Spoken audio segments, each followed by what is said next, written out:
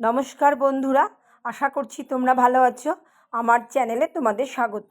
আজকে আমি ক্লাস 12-এর পরিবেশবিদ্যার তোমাদের 4th সেমের যে সিলেবাস, সেই সিলেবাস তোমাদের সামনে তুলে ধরছি।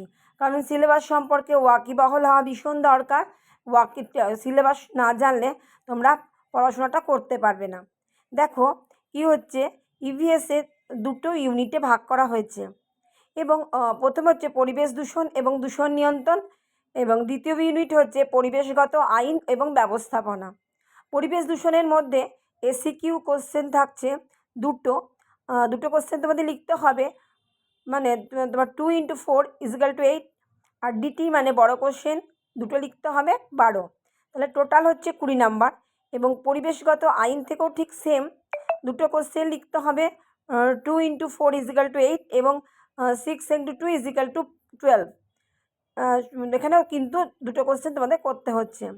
এবার প্রথম ইউনিটের মধ্যে যে সমস্ত সিলেবাসের মধ্যে যে সমস্ত তোমাদের পড়তে হবে, তার মধ্যে অন্যতম হচ্ছে পরিবেশ দূষণ এবং নিয়ন্ত্রণ। ইউনিটের মধ্যে পড়তে হচ্ছে দূষণের ধারণা ও প্রকারভেদ 1 নাম্বার, 2 নাম্বার বায়ু দূষণ, তৃতীয়ত জল দূষণ, মৃত্তিকা দূষণ, শব্দ দূষণ, তেজস্ক্রিয়তাজনিত দূষণ, দূষণ সম্পর্কিত রোগ, বিপর্যয় এবং প্রাকৃতিক মনুষ্য সৃষ্ট। 8 নাম্বার পড়তে হচ্ছে দূষণ হ্রাস এবং পরিবেশের গুণগত উন্নতি সাধন কৌশল। 7 নাম্বার করতে হচ্ছে ক্লিন ডেভেলপমেন্ট মেকানিজম এবং দূষণ নিরীক্ষণ এবং নিয়ন্ত্রণের প্রক্রিয়া। ইউনিট 2-এ তোমাদের পড়তে হচ্ছে পরিবেশগত ব্যবস্থাপনার ধারণা। 2 নাম্বার বর্জ্য ব্যবস্থাপনা, তৃতীয়ত 4D ব্যবস্থাপনা, 4 নাম্বার আইনগত বিধান এবং 5 নাম্বার কার্যকৌশলগত পদক্ষেপ।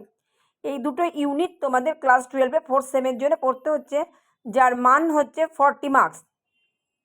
দেখো, আমার চ্যানেলে যারা নতুন বন্ধু তারা আমার চ্যানেলের সঙ্গে যুক্ত হও এবং আমার চ্যানেলটিকে সাবস্ক্রাইব করে দিও। আমি তোমাদের সঙ্গে প্রত্যেক দিনই প্রত্যেকটা ক্লাস নিয়ে আসব।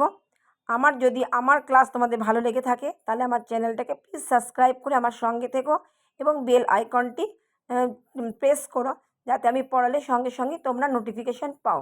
ধন্যবাদ।